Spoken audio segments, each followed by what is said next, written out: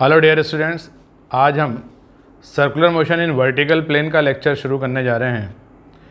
इस लेक्चर में हमें work done by a constant force निकालना आना चाहिए और वर्क एनर्जी थ्योरम हमें पता होना चाहिए। तो जो बच्चे वर्क पावर एनर्जी पहले पढ़े हुए हैं, स्पेशली ड्रॉपर्स, वो तो इस लेक्चर को बड़े आराम से समझ लेंगे। और जो बच्चे अभी 11th में हैं, जिन्होंने वर्क पावर एनर्जी ढंग से नहीं पढ़ा है, वो पहले मेरे वर्क पावर एनर्जी के वीडियोस को अच्छे से देखें, वर्क पावर एनर्जी को समझें, उसके बाद circular motion in vertical plane को वो समझ पाएंगे। तो मैं इस वीडियो लेक्चर को, जो कि circular motion in vertical plane पर है, दो जगह पर रख रहा हूँ, मेरी दो प्लेलिस्ट में रख रहा हूँ। एक तो सर्कुलर मोशन की प्लेलिस्ट में और एक at the end of work power energy, तो वर्क पावर एनर्जी की प्लेलिस्ट में। तो 11th वाले बच्चे पहले वर्क पावर एनर्जी का चैप्टर पढ़ें, उसके बाद वर्टिकल सर्कल के ऊपर काम करें। और ड्रॉपर्स चूँकि पढ़े हुए हैं वर्क पावर एनर्जी, तो वो इसको समझ सकते हैं और quickly circular motion in horizontal plane के साथ साथ circular motion in vertical plane को भी रिवाइज कर सकते हैं। तो एक और बात बता दूं, इस टॉपिक में जितने भी क्वेश्चन हम करेंगे उसमें सिर्फ दो इक्वेशन बनाना आपको आना चाहिए। एक तो ये कि बॉडी का किसी लोकेशन पर एफबीडी बनाकर net force towards centre is equal to mass into v square by r, centripetal acceleration, ऐसा लिखना है। क्या करना है? पहला एफबीडी बनाकर, जिस भी लोकेशन में आप उसको एनालाइज कर रहे हो, एफबीडी बनाकर net force towards centre is equal to mass into centripetal acceleration, ऐसा आपको लिखना है। एक इक्वेशन बन जाएगी। और दूसरी इक्वेशन, उस लोकेशन पर स्पीड निकालने के लिए वर्क एनर्जी थ्योरम का इस्तेमाल करना है। बस ये दो इक्वेशन आपने बना ली, काम खत्म, इसके ऊपर कुछ नहीं होता। तो सारे क्वेश्चन देखना, इसमें मैं खाली ये दो ही इक्वेशन बार बार फॉर्म कर रहा हूँ और देखते देखते आपको भी वो फॉर्म करना आ जाएगा। एक सिंपल एग्जाम्पल से मैं शुरू करता हूँ। मान लीजिए कि एक पाथ है, पाथ, और हम उसको मान रहे हैं कि वो आर्क ऑफ सर्कल के रूप में है। यहाँ ये 90 डिग्री एंगल सबटेंड कर रहा है और रेडियस उसका r है। और यहाँ इसके बाद ये पॉइंट ऑफ इन्फ्लेक्शन है, इसके बाद ये कर्व ऐसा हो जाता है, तो उसका centre of curvature opposite direction में चला गया। रेडियस वही है r, ठीक है। टोटल एंगल कितना है? 90, वो वाला 90। अब मैं इस पॉइंट पर मैं बात कर रहा हूँ कि अगर एक व्हीकल इस तरह की रोड पर, इस तरह के वर्टिकल कर्व पर v स्पीड से मूव कर रहा है, कांस्टेंट स्पीड है v, तो इस पॉइंट का नाम मैंने कुछ रखा, जैसे कि इस पॉइंट का नाम अगर a है तो इस पॉइंट का नाम b होगा, इस पॉइंट का नाम c होगा। तो मैं इस पॉइंट पर बात कर रहा हूँ नॉर्मल रिएक्शन कितनी आएगी, बस सिंपल इतनी सी बात कि you have to find normal reaction just before B and just after B.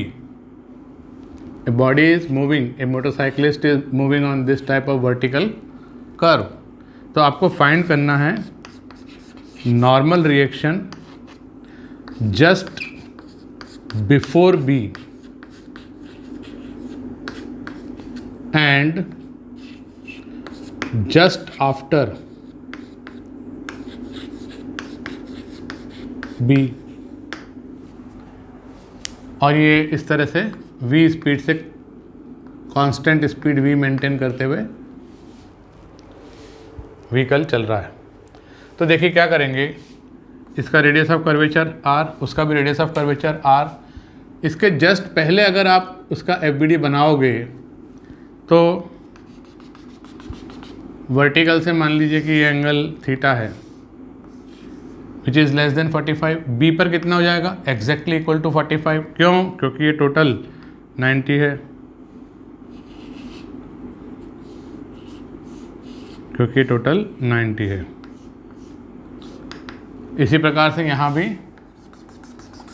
ये टोटल एंगल 90 है, तो ये 45 हो जाएगा ना, और वो 45 हो जाएगा। तो यहाँ पर अपन ने इसका मास m माना, मास m है, और इस पर वेट mg वर्टिकली डाउनवर्ड लगेगा। नॉर्मल रिएक्शन, नॉर्मल के अलाउंग,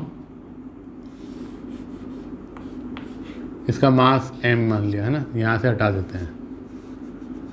तो कितने फोर्स लगे, एक तो नॉर्मल रिएक्शन लगा और एक वेट लगा, और कोई फोर्स नहीं, और तो कोई फोर्स नहीं है। ये एंगल थीटा है तो ये एंगल थीटा है, बिल्कुल थीटा है। तो नेट फोर्स टुवर्ड्स सेंटर कितना लिखेंगे इस बॉडी पर, net force towards centre mg cos theta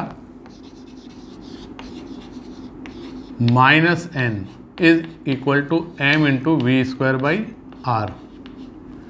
तो normal reaction just before B, normal reaction just before B कितना हो जाएगा, ये हो जाएगा n is equal to mg cos 45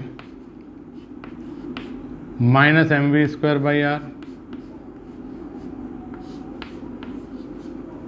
ठीक है, मतलब mg by root 2 minus mv square by R. अच्छा, जस्ट आफ्टर की बात करें तो जस्ट आफ्टर मैंने यहाँ पर इसका FBD सोचा कि जब ये वर्टिकल से थीटा एंगल यहाँ बना रहा है, इस पोजीशन पे नॉर्मल रिएक्शन निकाल रहा हूँ, तो नॉर्मल अब की बार इधर आएगा, नॉर्मल इधर आएगा, और वेट तो वर्टिकली डाउनवर्ड लगेगा। ये एंगल थीटा है तो ये एंगल भी थीटा हो जाएगा। तो इसके लिए क्या इक्वेशन बनेगी, net force towards centre n minus m g cos theta, n minus m g cos theta, और वहाँ पर थीटा कितना हो जाएगा, b के पास जाएंगे तो 45 degree is equal to m v square by are. तो नॉर्मल रिएक्शन कितना आया m g by root 2 plus m v square by r. इस तरह से दोनों नॉर्मल रिएक्शन की वैल्यूज़ में देखिए अचानक से परिवर्तन हुआ, क्योंकि जो सेंटर ऑफ कर्वेचर है वो अपोजिट डायरेक्शन में चला गया, कर्व का नेचर चेंज हो गया। पहले वो कॉन्वेक्स अपवर्ड था ना, कॉन्वेक्स अपवर्ड, फिर वो कॉन्केव अपवर्ड हो गया, तो नॉर्मल रिएक्शन अचानक चेंज हो जाएगा। तो इस तरह से एक इक्वेशन तो FBD बनाकर net force towards centre is equal to mass into centripetal acceleration, ऐसा लिखना हमको आना चाहिए। और दूसरी equation work done by all the forces is equal to change in kinetic energy, work energy theorem. तो आगे बढ़ते हैं। एक स्मूथ हेमीस्फीयर इमेजिन करिए, इसके हाईएस्ट पॉइंट से रेडियस इसका r मान लीजिए, मास m का एक पार्टिकल स्लाइड करना शुरू करता है। यहाँ पर इसकी इनिशियल वेलोसिटी मान लीजिए u है, और किसी लोकेशन पर जाकर नीचे जाएगा तो स्पीड बढ़ेगी। जहाँ इसकी स्पीड v हो गई है, ये इसके साथ कांटेक्ट लूज कर जाता है इस एंगुलर पोजीशन थीटा पर। तो आपको क्या क्या दिया है, स्मूथ हेमीस्फीयर, उसका रेडियस r दिया है। आपसे पूछा है theta where it loses contact with hemisphere if u is equal to 0। किसी क्वेश्चन में u नॉट 0 भी हो सकता है, तो अभी तो इस क्वेश्चन में हमने u 0 लिया है, तो ये नीचे आएगा। अब मैं इसके दो इक्वेशन बनाने वाला हूँ। एक तो FBD बनाऊँगा पहले, बिल्कुल बनाओ। FBD में ये एंगल थीटा है जहाँ पर ये कांटेक्ट लूज कर रहा है, और उसके बाद में ये हवा में प्रोजेक्टाइल मोशन करता हुआ जाएगा। तो ऐसा क्यों होगा, तो देखिए यहाँ FBD से समझ में आएगा कि एक तो फोर्स इस पर लग रहा है वेट mg नीचे की तरफ, और एक लग रहा है नॉर्मल रिएक्शन ऐसा रेडियली आउटवर्ड, और net force towards centre, net force towards centre mg cos theta minus n is equal to mv square upon r, m into we square by r. ये सेंटीपिटल फोर्स है mg cos theta minus n, जो कि इस mass m को required centripetal acceleration v²/r provide कर रहा है। अब v निकालने के लिए क्या करूं? तो v निकालने के लिए मैंने देखा कि यहाँ पर u कितना था, 0। कितना नीचे आया? तो इतना नीचे आया। कितना? तो ये r है, हाँ। तो इस ट्रायंगल में यहाँ से यहाँ तक कितना होगा, r cos थीटा। तो ये जो नीचे आया h, ये h कितना हो जाएगा, टोटल r में से r cos थीटा कम कर लीजिए। तो work done by all the forces is equal to change in kinetic energy. Work done by gravity, कितने फोर्स लग रहे हैं बॉडी के ऊपर, एक तो ग्रेविटी और एक normal reaction. Work done by all the forces is equal to change in kinetic energy, ऐसा वर्क एनर्जी थ्योरम लगाना है। तो वर्क डन बाय ग्रेविटी कितना होगा, तो ग्रेविटी फोर्स नीचे लग रहा है और नीचे ही डिस्प्लेसमेंट है h, force into component of displacement in the direction of force mg into r 1 minus cos theta. Work done by normal reaction 0 is equal to half mv² minus 0²। इसको मैंने सिंप्लीफाई करा तो मुझे मिला mg r 1 minus cos theta is equal to half mv²। ये मेरी equation number 2 है। अब अगर कांटेक्ट लूज करना है इसको यहाँ पर, तो नॉर्मल रिएक्शन कितना होना चाहिए, 0। प्रेसिंग ऑफ वन अनदर खत्म हो जाएगा, कांटेक्ट लूज हो जाएगा, तो ये फिर हवा में प्रोजेक्टाइल बनकर जाएगा। तो मेरे पास एक और इक्वेशन है कि n इक्वल टू 0 है, n इक्वल टू 0 है। तो अब इन दोनों इक्वेशन से मुझे क्या निकालना है, थीटा। क्या हटाना है, v। तो क्या करूँ, mv²/r की वैल्यू यहाँ से इसमें डाल दूँ। तो ये इक्वेशन कैसी दिखेगी फिर, mg cos theta minus normal reaction 0 is equal to mv²/r हो जाएगा 2mg into 1 minus cos theta.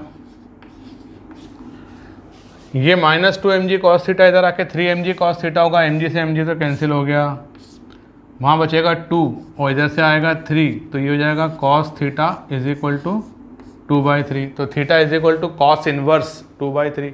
तो मेरा आंसर आ गया theta is equal to cos inverse 2/3। ये याद रखना, एक ऐसा आंसर है ये जो बार बार आपको देखने को मिलेगा। क्या सिचुएशन है कि यहाँ अगर u 0 है तो ये कहाँ, किस एंगल पर ये कांटेक्ट लूज करने वाला है, तो वो आंसर आएगा आपका cos theta is equal to 2/3। याद रखना इसको। तो इस तरह से ये क्वेश्चन हो गया। अब अगर इसी क्वेश्चन को मैं थोड़ा सा चेंज करूं कि साहब for what value of initial velocity u it will lose contact at the highest point itself, तो उसके लिए मैं इस बोर्ड को रब करता हूं। तो अब मैंने इसी क्वेश्चन में क्या बोला कि find velocity at highest point u so that particle loses contact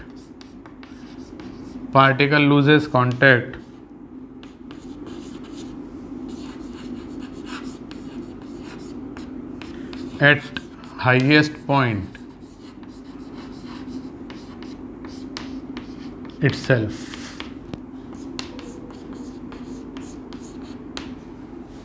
तो भाई मैं इसका एफबीडी बनाऊंगा, बिल्कुल बनाओगे। हाईएस्ट पॉइंट पर बनाऊंगा, हाँ वहीं को तो निकालना है अपने को।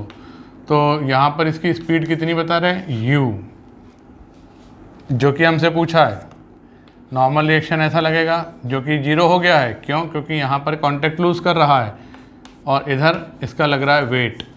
तो net force toward centre mg minus n equal to 0 is equal to m into u²/r।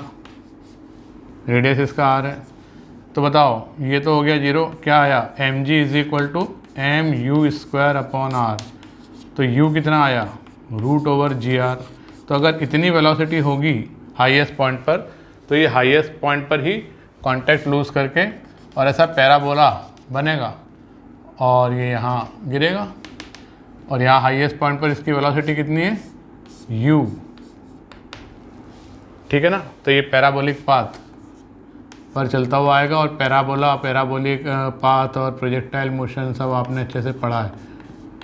तो अगर आपसे वो पूछे कि कितनी दूर आके गिरेगा, तो आप निकाल सकते हो डिस्टेंस d, इसकी रेंज हो जाएगी।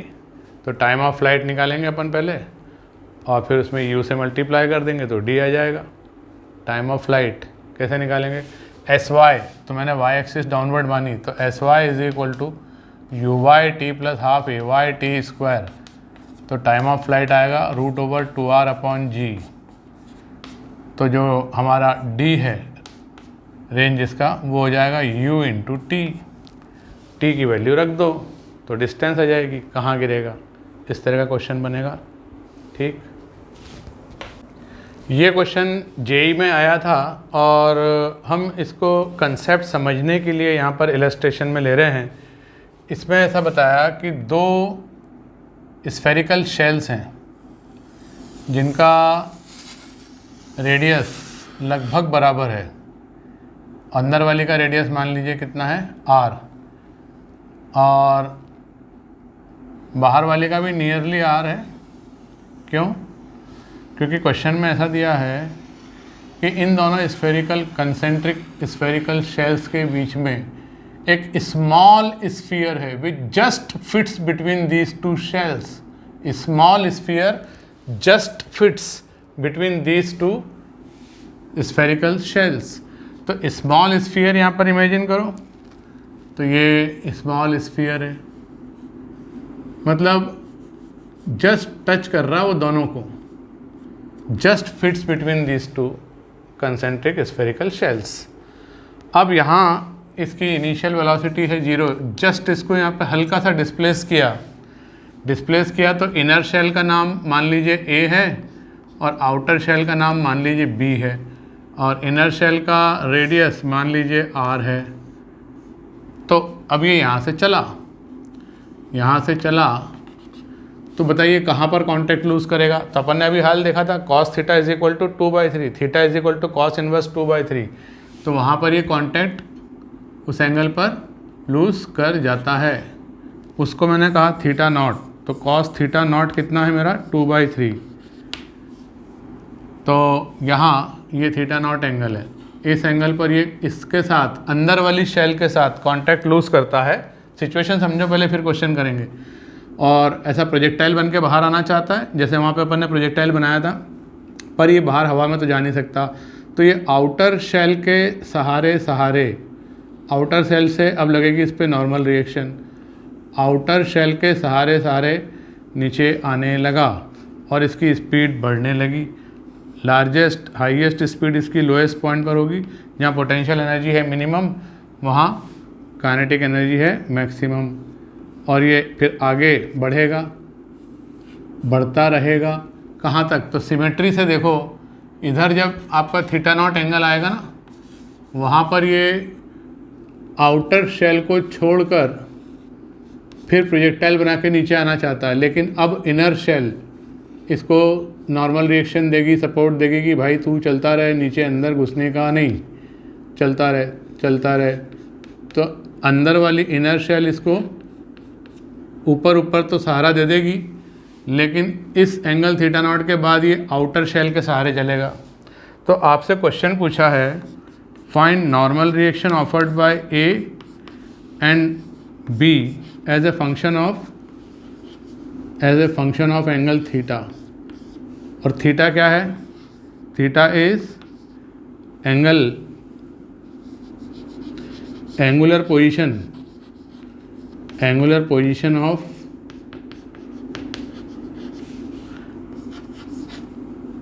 स्मॉल बॉल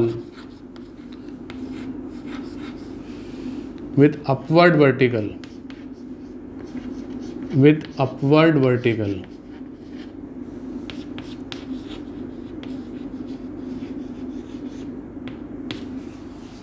ठीक है। तो नॉर्मल रिएक्शन निकालना सिंपल, अभी अपन नॉर्मल रिएक्शन निकालना है तो सीख रहे हैं इतनी देर से। तो अगर मैं कहूँ कि ए इनर शेल से नॉर्मल रिएक्शन आएगी किस रेंज ऑफ एंगल्स में, तो यहाँ से यहाँ तक Na तो कुछ ना कुछ आएगी नॉन जीरो, पर Nb कितना होगा 0, क्योंकि B के साथ तो कांटेक्ट में है ही नहीं। अच्छा, इसके बाद इस रेंज में इस एंगुलर पोजीशंस में एन ए तो 0 हो जाएगा क्योंकि ए के साथ वो कांटेक्ट में नहीं है, और एन बी कुछ आएगा non zero, N B will exist. ठीक है, तो मैं पहले एन ए निकालता हूँ। एन ए निकालने के लिए मैंने क्या करा, मैंने यहाँ theta angle with upward vertical, theta is angular position of small ball with upward vertical, यहाँ पर इसका एबीडी बनाया। तो एक वेट mg नीचे लग रहा है, नॉर्मल रिएक्शन ए से ऐसी लगेगी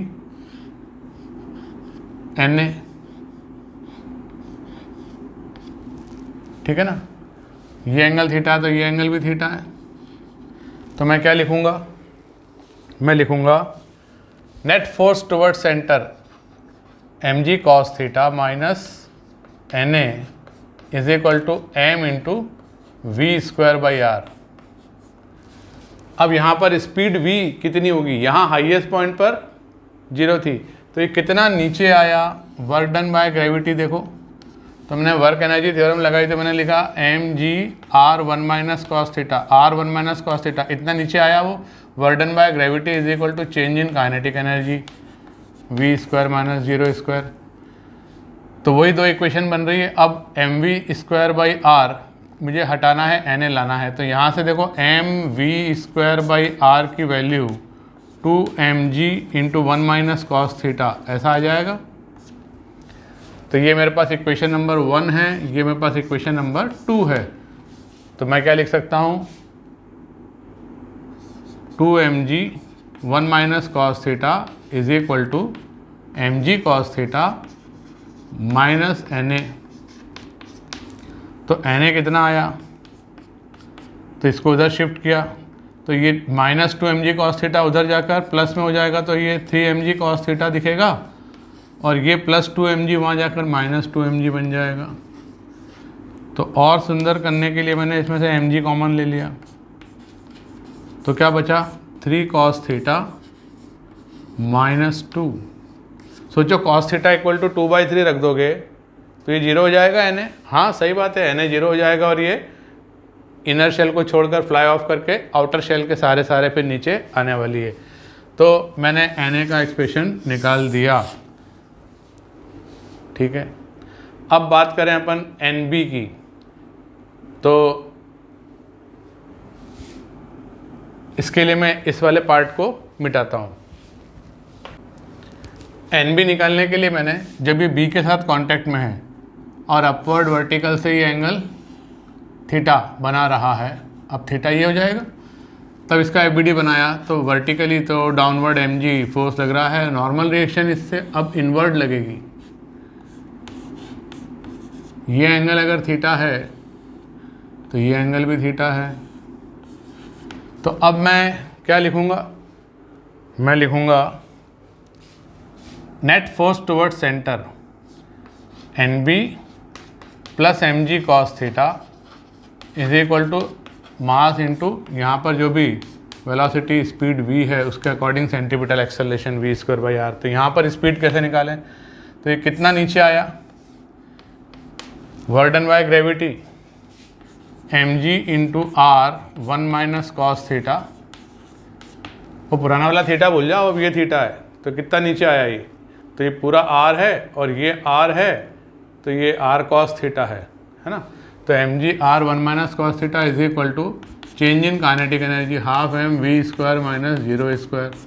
तो सेकंड इक्वेशन से m v square by r की वैल्यू कितनी आ रही है, 2mg 1 माइनस कॉस थीटा।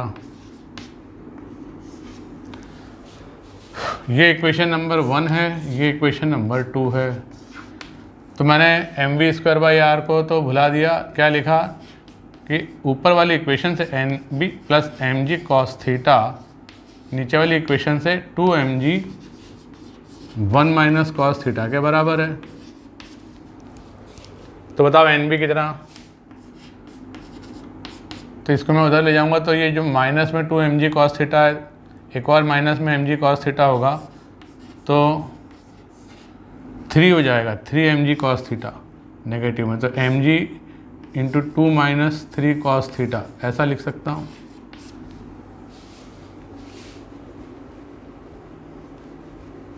ठीक है, ये मेरे पास अब एन बी का एक्सप्रेशन आ गया। तो बताओ एन ए और एन बी के एक्सप्रेशन में क्या डिफरेंस है? सिर्फ माइनस साइन का फ़र्क है। एन ए क्या आया था?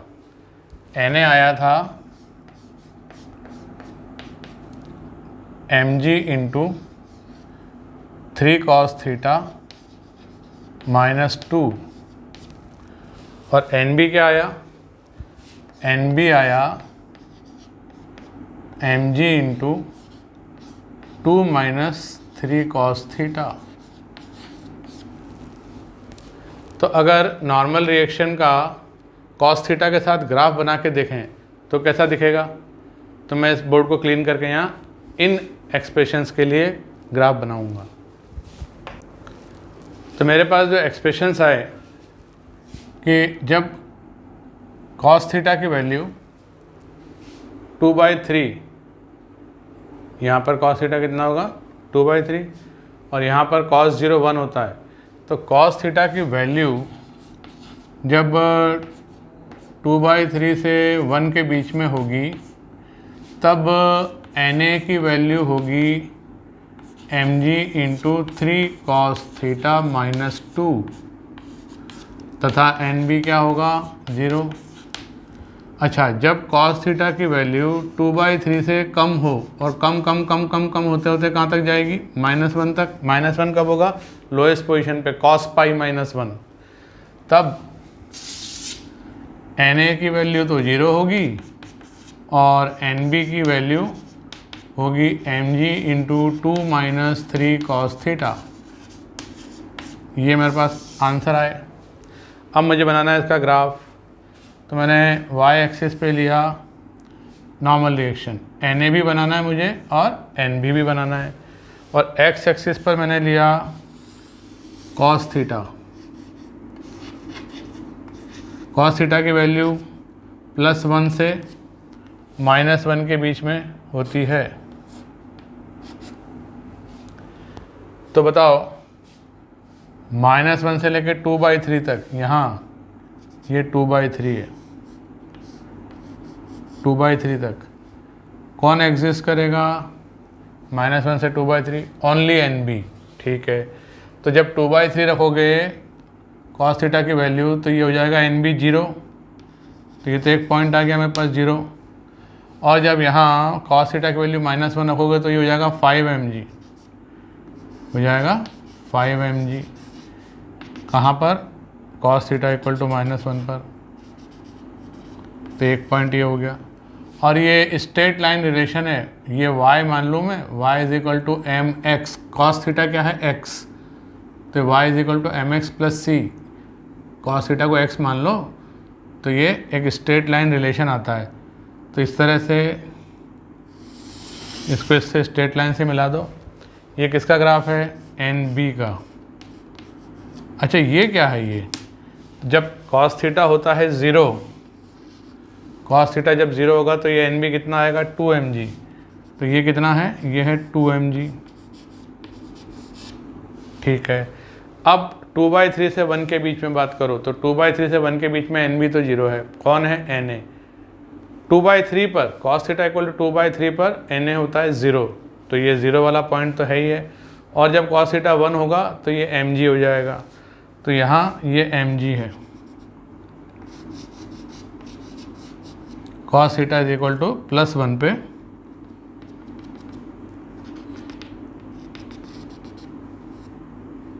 हमारे एन ए की वैल्यू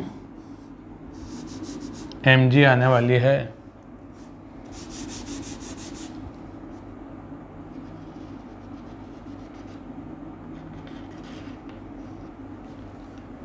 तो मैंने यहाँ ऐसा ये स्ट्रेट लाइन बना दिया, ये भी स्ट्रेट लाइन रिलेशन ही है, y is equal to m x plus c. तो ये मेरे पास एन ए के लिए ग्राफ आ गया। इस प्रकार हमने एन बी और एन ए की cos थीटा के साथ प्लॉटिंग कर दी। तो ये एक बड़ा कंसेप्चुअल बड़ा अच्छा क्वेश्चन है और इससे हमें बहुत सारी बातें सीखने को मिली जो कि आगे छोटे छोटे क्वेश्चंस में काम आती रहेंगी। नेक्स्ट,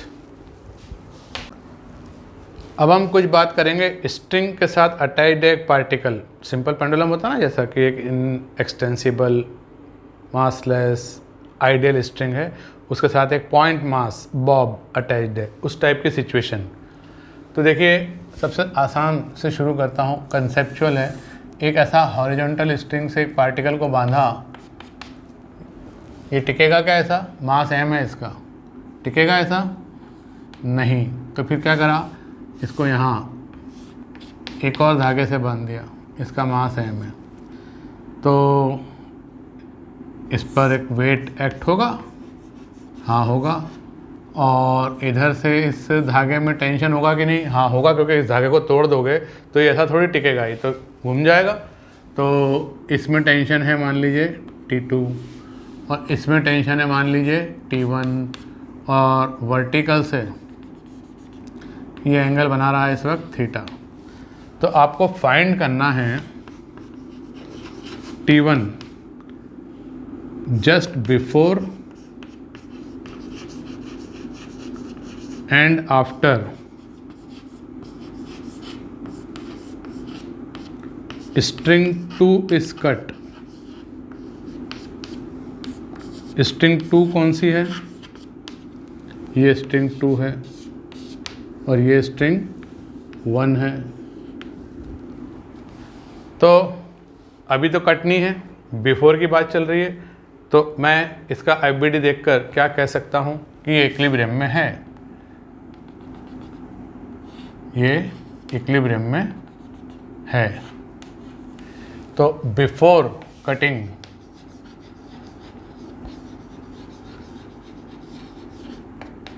ये इक्विलिब्रियम में है, और इक्विलिब्रियम में है इसलिए vertically net force 0, T1 cos theta upward mg downward, T1 cos theta upward mg downward बराबर है। तो T1 कितना आएगा? mg sec theta. तो एक आंसर आ गया मेरे पास। अब आफ्टर कटिंग क्या होगा? आफ्टर कटिंग क्या होगा? आफ्टर कटिंग ये था सर्कुलर पाथ पर स्ट्रिंग से बंधा है ना, ये कट हो गई,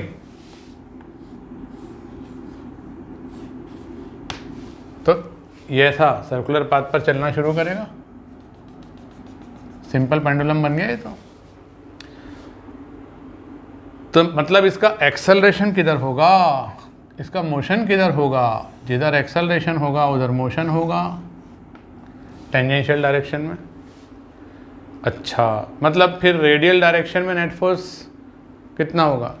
तो चूंकि वो सर्कुलर मोशन कर रहा है इसलिए net force toward centre is equal to mv²/r, ऐसा लिखेंगे।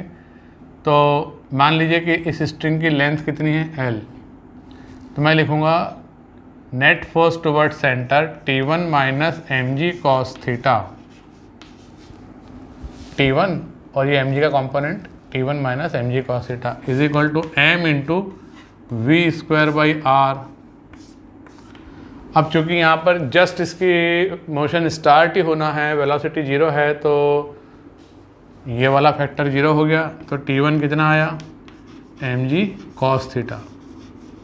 मतलब टेंशन कम हो गया, स्ट्रिंग 2 को कट करते ही टेंशन की वैल्यू कम हो गई, क्योंकि cos theta is less than 1 and sec theta is always greater than 1, ठीक है ना। तो इस तरह से हमने देखा। अच्छा, इसका टेंजेंशियल एक्सेलरेशन या इनिशियल एक्सेलरेशन कितना होगा? तो इस डायरेक्शन में नेट फोर्स कितना है? इस डायरेक्शन में T1 का तो कोई कंपोनेंट है नहीं, इसको कट कर ही दिया है, तो ये mg का कंपोनेंट mg sin थीटा आएगा। तो mg sin theta divided by मास, तो ये tangential acceleration g sin theta हो गया। ये हमने फाइंड किया, mg sin theta net force है, तो इस डायरेक्शन में एक्सेलरेशन g sin थीटा होगा। और इस इनिशियल एक्सेलरेशन से ही नीचे की तरफ सर्कुलर मोशन करना स्टार्ट करेगा। क्लियर? स्ट्रिंग की जगह मान लीजिए स्प्रिंग होती, मतलब कि एक स्प्रिंग तो ऐसी है, और ये मास m का ब्लॉक है या पार्टिकल है, और दूसरी स्प्रिंग ऐसी यहाँ बांध रखी है। ये एंगल कितना है? थीटा, और ये इक्विलिब्रियम में बताया हुआ है, ये इक्विलिब्रियम में बताया हुआ है। ये स्प्रिंग 1 है, ये स्प्रिंग 2 है, और आपको फाइंड करना है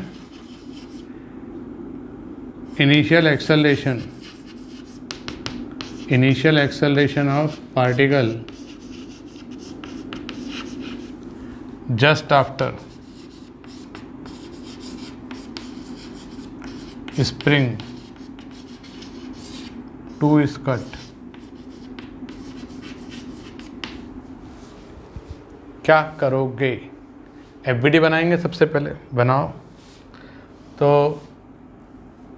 इसका वेट नीचे एक्ट हो रहा है, इधर से एक स्प्रिंग फोर्स एक्ट हो रहा है जिसका कि एक वर्टिकल कंपोनेंट होगा, एक हॉरिजॉन्टल कंपोनेंट होगा। ये FSP1 हॉरिजॉन्टल कंपोनेंट किससे बैलेंस है? तो यहाँ ये स्प्रिंग में भी स्ट्रेच होगा। ये स्प्रिंग फोर्स FSP2 से FSP1 का हॉरिजॉन्टल कंपोनेंट बैलेंस्ड है। तो अभी मैं क्या लिख सकता हूँ? FSP1 cos theta vertically upward is equal to mg downward. तो मेरे पास आ गया FSP1 कितना? वही mg sec थीटा। अब आफ्टर स्प्रिंग 2 इज कट क्या होगा? स्प्रिंग फोर्स 2 0 हो जाएगा। अचानक स्प्रिंग फोर्स 2 0 हो गया। तो बताओ इस पर अब नेट फोर्स कितना है? ये अचानक चेंज नहीं होता, स्प्रिंग फोर्स अचानक चेंज नहीं होता, वहाँ टेंशन अचानक चेंज हो गया था, यहाँ स्प्रिंग फोर्स अचानक चेंज नहीं होगा। तो फिर क्या करना होगा? तो स्प्रिंग फोर्स 1 और mg के रिजल्टेंट को फाइंड करना पड़ेगा, वो नेट फोर्स होगा और उससे एक्सेलरेशन आएगा। Simple, net force upon mass. तो बताओ इन दोनों का रिजल्टेंट कितना आएगा? तो या तो गधा अम्बाली करो, parallelogram rule of vector addition वगैरह कुछ लगाओ, या सोचो कि ये 1 2 3 फोर्स मिलकर नेट फोर्स 0 था। 1 2 3 फोर्स मिलकर नेट फोर्स पहले 0 था, मतलब इन दोनों का रिजल्टेंट इस तीसरे को बैलेंस कर रहा था। इन दोनों का रिजल्टेंट कितना आएगा? इन दोनों का रिजल्टेंट इधर R is equal to FSP1 FSP2 के बराबर आएगा। तो ये किस डायरेक्शन में एक्सेलरेट होगा? तो ये इनिशियल एक्सेलरेशन की डायरेक्शन ऐसी होगी, जिधर रिजल्टेंट फोर्स है FSP1 और mg का रिजल्टेंट है ये R। अब FSP2 कितना है? तो हॉरिजॉन्टली देखो, FSP2 बिफोर कटिंग है ना, FSP2 is equal to FSP1 into sine theta. FSP1 का हॉरिजॉन्टल कंपोनेंट। FSP1 की वैल्यू कितनी है? FSP1 is mg upon cos theta into sine theta. तो बताओ FSP2 का मैग्नीट्यूड कितना है? FSP2 का मैग्नीट्यूड mg tan थीटा है। तो बताओ कि यही रिजल्टेंट R का भी मैग्नीट्यूड है, जिसको मैं FSP1 और mg का रिजल्टेंट कह रहा हूँ। हाँ, तो जब ये R अकेला लग रहा होगा इसको कट करने के बाद, तो आफ्टर कटिंग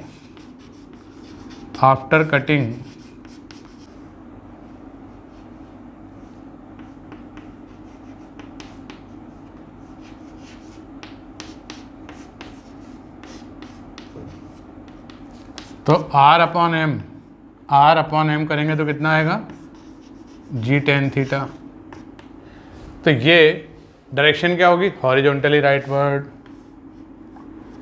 तो इस तरह से हमने इसका स्प्रिंग 2 कट करने के बाद इनिशियल एक्सेलरेशन देखा। तो इसमें क्या हमने सीखा?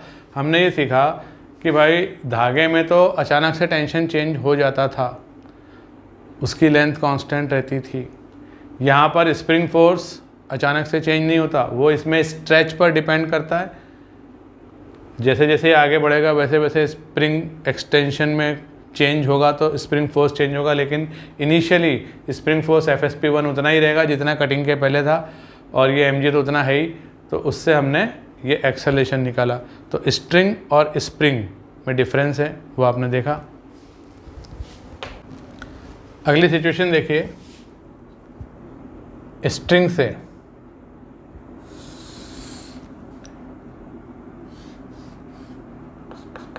एक पार्टिकल है मास m का, इस पोजीशन A से इनिशियल वेलोसिटी 0 से अपन ने रिलीज़ कर दिया, तो क्या होगा, तो ये ऐसा सर्कुलर पाथ पर चलता हुआ जाएगा यहाँ के, फिर इसकी वेलोसिटी 0 हो जाएगी। यहाँ पर जो kinetic energy plus potential energy है वही kinetic energy plus potential energy यहाँ हो जाएगी। स्पीड मैक्सिमम कहाँ होगी, जहाँ पोटेंशियल एनर्जी मिनिमम होगी, तो इस पोजीशन पर स्पीड मैक्सिमम होगी, यहाँ पर भी मैक्सिमम होगा। ठीक है, समझ में आता है इतना। तो अब इसको मैंने पोजीशन A कहा और एक बीच में कोई पोजीशन ले ली मैंने, इसको मैंने B कहा, ये एंगल वर्टिकल से थीटा है, और ये लोएस्ट पॉइंट पर इस पोजीशन को मैंने C कहा। जैसा B है वैसे ही एक लोकेशन इधर D भी आएगा, बिल्कुल आएगा, और फिर ये फाइनल पोजीशन मान लीजिए E है, तो ये ऐसा ऑसिलेट करेगा। तो आपको निकालना है tension T in the string at position A, similarly at position B, at position C, D। तो देखो इसमें क्या है कि अगर आप थीटा के टर्म्स में इस पोजीशन पर टेंशन निकाल पाते हैं तो थीटा इक्वल टू 0 रखोगे तो यहाँ टेंशन आ जाएगा, थीटा इक्वल टू 90 रखोगे तो यहाँ टेंशन आ जाएगा। कर सकते हैं ना ऐसा। अब मैं A पर विचार कर रहा हूँ, यहाँ टेंशन टुवर्ड सेंटर लग रहा है और इसका FBD बनाऊँ तो एक वेट mg नीचे लग रहा है, ठीक है ना। तो मैंने पहले A पर विचार करना शुरू किया। पोजीशन A पर क्या है, net force toward centre is providing required centripetal acceleration. तो इसकी लेंथ ही हमारा रेडियस है, तो मैंने r लिख दिया। तो टेंशन कितना आया, 0। तो ये mg क्या करेगा, तो देखो यहाँ पर सेंट्रीपिटल एक्सेलरेशन 0 है, AR 0 है, AR 0 है, इसलिए टेंशन 0 आ रहा है। पर यहाँ ये जो टेंजेंशियल डायरेक्शन में फोर्स लग रहा है उससे AT कितना मिलेगा हमको, G। AT कितना मिलेगा, तो नेट फोर्स टेंजेंशियल कितना है, mg divided by mass, AT equal to G मिलेगा। चलो अब हम B पॉइंट पर आ जाएं, तो यहाँ इसका FBD बनाएं और यहाँ इसकी स्पीड भी हमें निकालना पड़ेगी। तो यहाँ पर स्पीड कितनी है, मान लो v, कैसे बनाऊँ, मान लो ऐसी v है और ये वेट mg है और ये टेंशन T है और ये एंगल थीटा है। तो पोजीशन B पर net force toward centre T minus mg cos theta is equal to m into we square by are. तो B पोजीशन पर T minus mg cos theta is equal to m into we square by r, ऐसा लिख सकता हूँ। अब यहाँ पर V कितना होगा, तो वर्क एनर्जी थ्योरम लगाओ, कितना नीचे आया ये वर्टिकली, तो ये R है तो R कॉस थीटा नीचे आया, तो मैं लिखूँगा work done by gravity mg into R cos theta is equal to half m v square minus 0 square. तो इससे मुझे m v square by r की value, m v square by r की वैल्यू 2mg कॉस थीटा इतना मिल गया।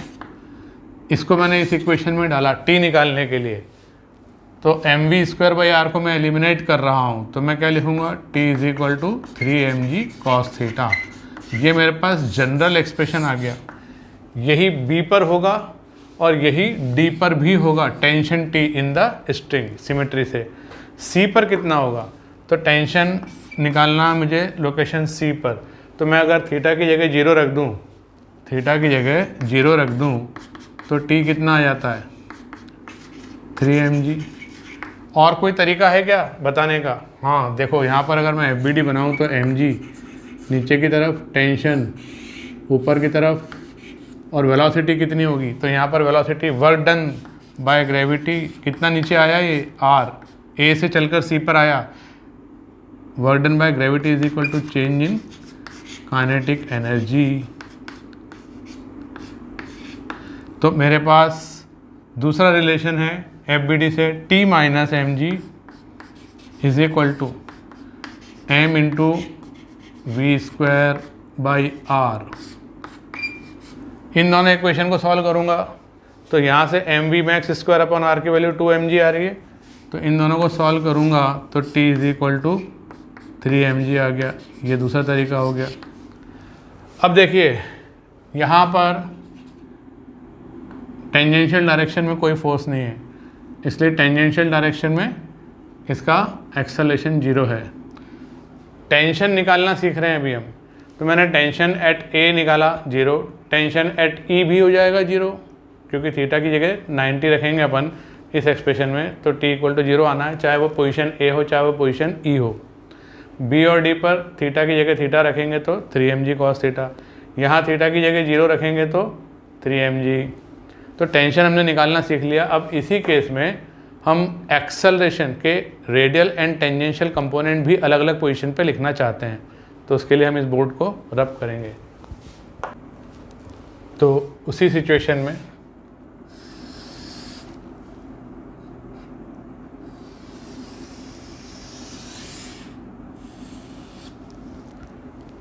यहाँ पर सपोर्ट यहाँ पर फिक्स किया हुआ एंड ऑफ द थ्रेड, ये पार्टिकल चला यहाँ से मास m का, और ये हमारी पोजीशन C थी, और यहाँ थीटा एंगल पर पोजीशन B थी,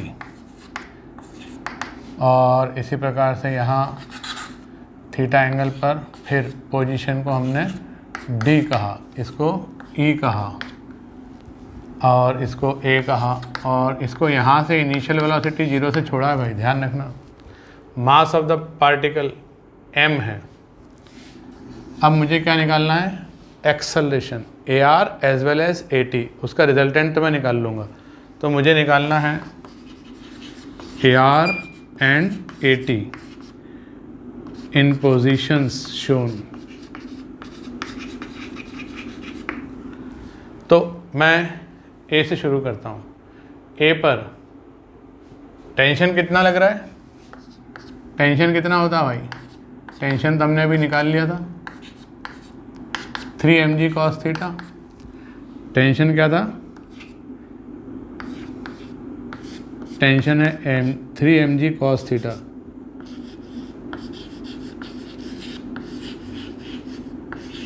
ये हमें पता है, ठीक है ना, वी नो इट, इसका डेरिवेशन कर लिया। तो यहाँ पर टेंशन कितना होगा? 0, cos 90 0। तो यहाँ पर जो फोर्स लग रहा है वो फोर्स एकमात्र mg लग रहा है। तो जो एक्सेलरेशन आएगा यहाँ पर वो सिर्फ AT आएगा, कितना? G वर्टिकली डाउनवर्ड, और AR क्या हो जाएगा? 0। तो एक्सेलरेशन कितना हो गया? यही हो गया AT के बराबर। ठीक है, अब इस पोजीशन B पर आ जाओ। ठीक है, ये B पर आ गए। तो यहाँ पर एक तो इधर AR लगेगा क्योंकि सर्कुलर मोशन कर रहा है कुछ वेलोसिटी के साथ, और इधर AT लगेगा। टेंजेंशियल डायरेक्शन में AT होता है, रेडियल डायरेक्शन में AR होता है। तो कितना कितना होगा? तो यहाँ पर FBD बनाओ, फोर्स पता हो तो एक्सेलरेशन निकले। तो एक फोर्स तो ऐसा लग रहा है वर्टिकल से थीटा एंगल पर, और एक mg लग रहा है, और ये सर्कुलर मोशन कर रहा है। तो मैं क्या लिख सकता हूँ? T minus mg cos theta is equal to m into we square by r. T minus mg cos theta is equal to m into we square by r. और टेंशन कितना था? 3mg cos theta. तो v square by r कितना आएगा, जिसको हम radial component of acceleration कहते हैं, 2g cos थीटा। m से m कैंसिल हो गया। तो इस डायरेक्शन में एक्सेलरेशन का कंपोनेंट ये 2g cos थीटा आ रहा है।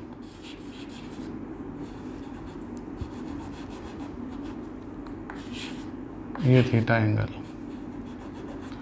और 80 कितना आएगा, तो टेंजेंशियल डायरेक्शन में नेट फोर्स कितना है, तो सिर्फ mg का कंपोनेंट है mg साइन थीटा, तो ये हो जाएगा g साइन थीटा।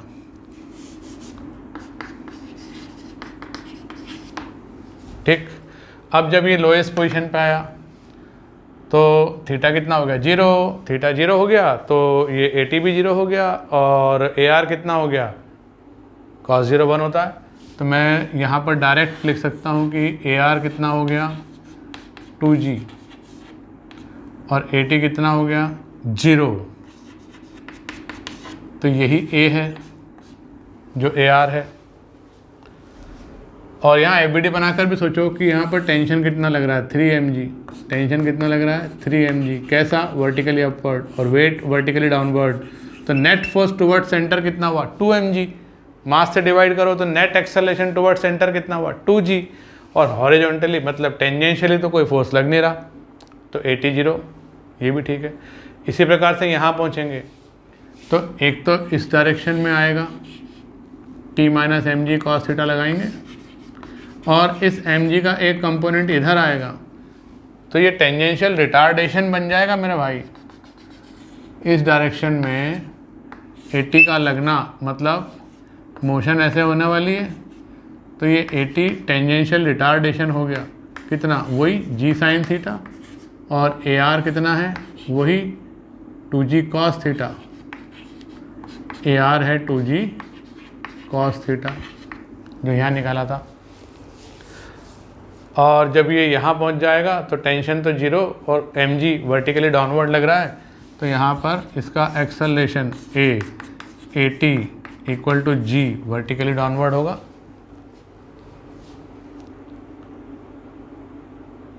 अब देखो यहाँ पर एक्सेलरेशन वर्टिकली डाउनवर्ड है, total acceleration net acceleration vertically downward है, यहाँ पर थोड़ा थोड़ा हॉरिजॉन्टल टाइप का आएगा कि नहीं, इन दोनों का रिजल्टेंट AR AT का।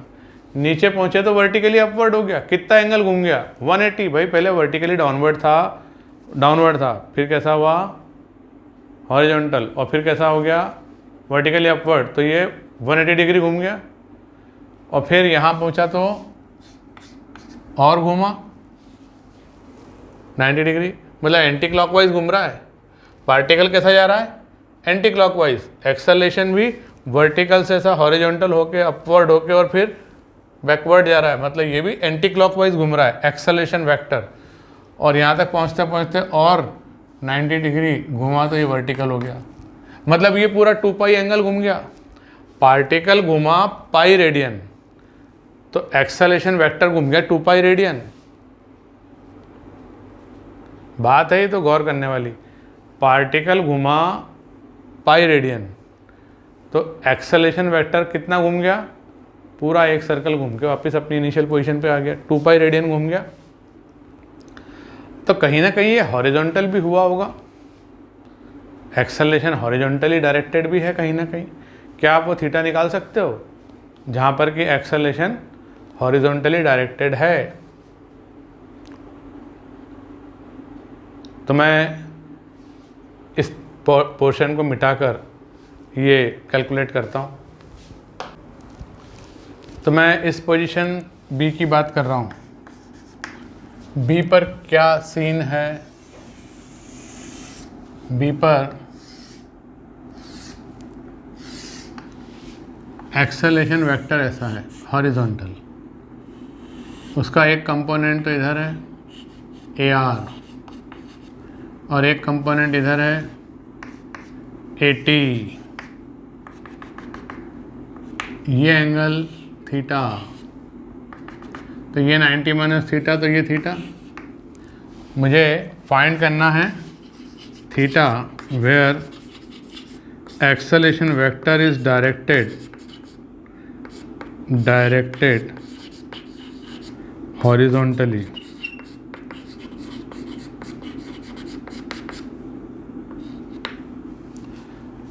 तो यहाँ tan theta is equal to perpendicular upon base होगा, perpendicular AR base AT,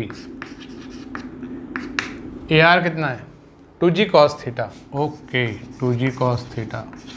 A T कितना है g sin थीटा, जी से जी कैंसिल हुआ, ये sine theta upon cos theta मिलकर टेन थीटा इधर आ जाएगा, स्क्वायर में हो जाएगा, अंडर रूट लेंगे तो tan theta is equal to √2, तो theta is equal to tan inverse √2, ऐसा आंसर आ जाएगा। ठीक है,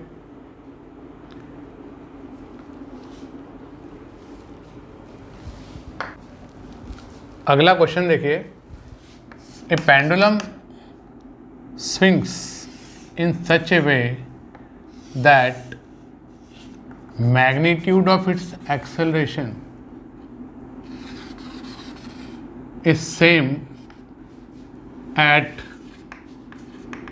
extreme position and lowest position।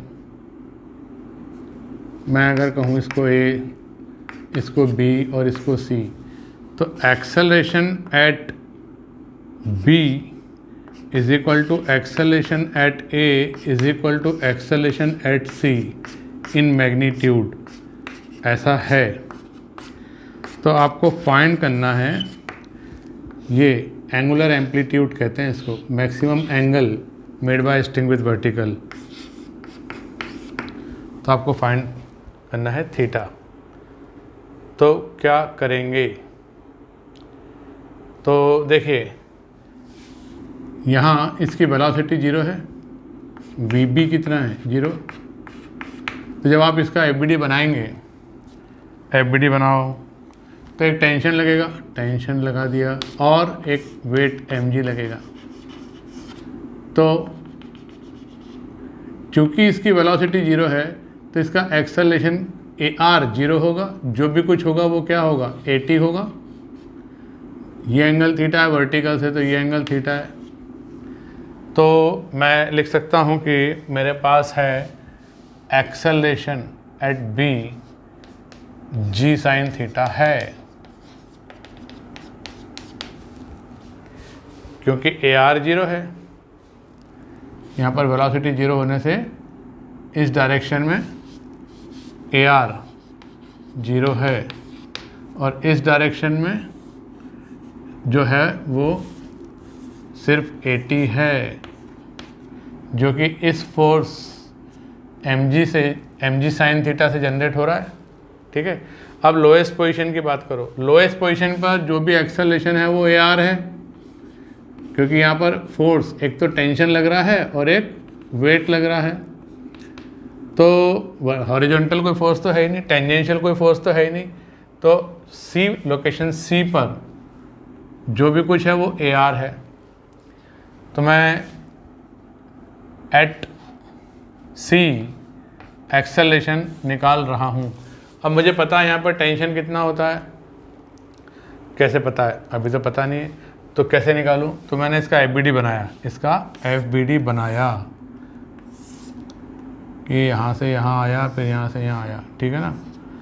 तो यहाँ अपन ने पिछला क्वेश्चन में क्या है, इसको रिलीज़ किया था 90 डिग्री लोकेशन से, तब टेंशन अपना 3 mg cos थीटा आ रहा था। यहाँ पर नहीं आएगा, यहाँ पर सिचुएशन बदल गई, यहाँ पर इसकी लेंथ मान लो l है, यहाँ से चला, यहाँ इसकी वेलोसिटी 0 है, तो यहाँ इसकी स्पीड कितनी होगी पहले ये बताओ v।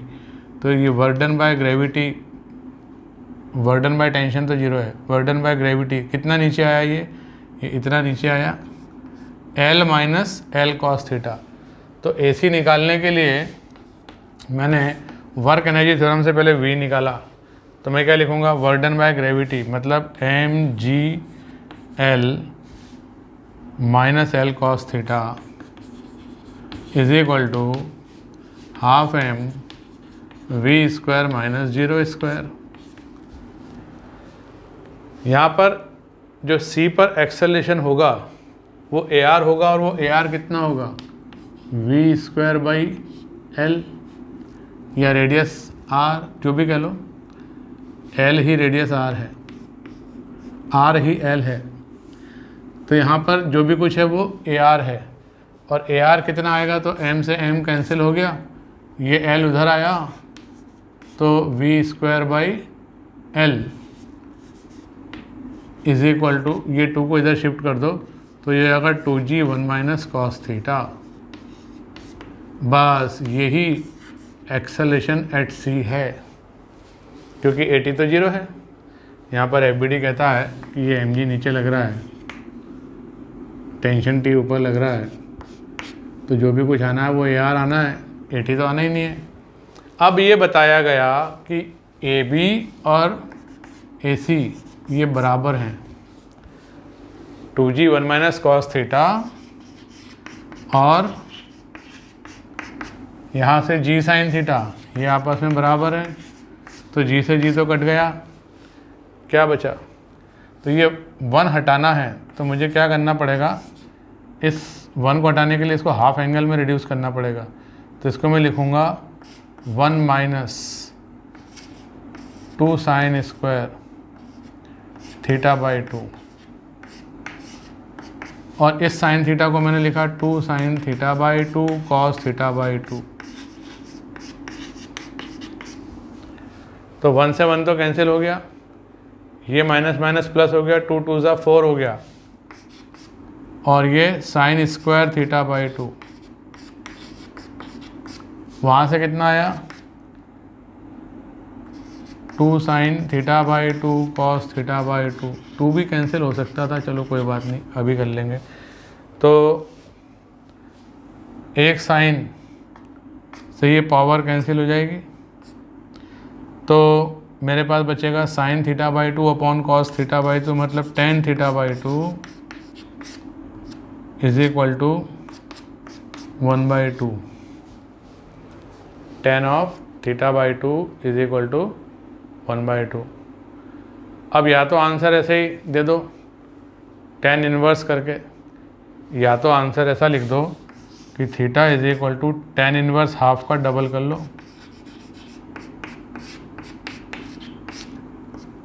या आंसर 4 ऑप्शन दिए हो तो देखो, पर 4 ऑप्शन में आपको दिया हुआ 37 degree, 45 degree, 53 degree and 60 degree. अब क्या करोगे, मतलब कि कुछ अच्छा सा आंसर आ सकता है, तो वो मैं कैसे लाऊं? तो मुझे थीटा निकालना है। तो थीटा निकालने के लिए क्या फार्मूला होता है, टेन थीटा बाई 2 आपको पता है, टेन थीटा लाना है। तो मैं क्या करूं, तो मैं इतना पार्ट बोर्ड का रब करता हूँ, tan theta by 2 equal to half आ रहा है, ये ध्यान रखना। और मुझे निकालना है टेन थीटा, ये डायरेक्ट ही लिख देता हूँ यार, यहाँ पे समझ जाओगे आप। Ten 2a is equal to क्या होता है, 2 10a upon 1 minus tan square a होता है। तो टेन थीटा, तो tan theta is equal to, tan theta by 2 की वैल्यू रखो हाफ, तो 2 से 2 गया कट, बचा क्या नीचे 1 माइनस 1/4, तो ये कितना हो जाएगा 4/3। तो थीटा कितना आ गया 53 डिग्री। ऐसा शानदार आंसर आया इसमें। तो ये क्वेश्चन याद रखना, क्या है ये क्वेश्चन, ये एक सिंपल पेंडुलम इस प्रकार के एंगुलर एम्पलीट्यूड थीटा से SHM ऑसिलेशन कर रहा है कि एक्सेलरेशन का magnitude eight extreme position and eight lowest position equal है। तो आपको बताना है थीटा एंगुलर एम्पलीट्यूड की वैल्यू, तो एंगुलर एम्पलीट्यूड 53 डिग्री आएगा। ठीक, तो इस लेक्चर को हम अब यहाँ स्टॉप करते हैं, और circular motion in vertical plane पर एक और वीडियो मैं बनाऊँगा, तो 2 लेक्चर में ये वर्टिकल सर्कल कंप्लीट हो जाएगा। Thank you very much.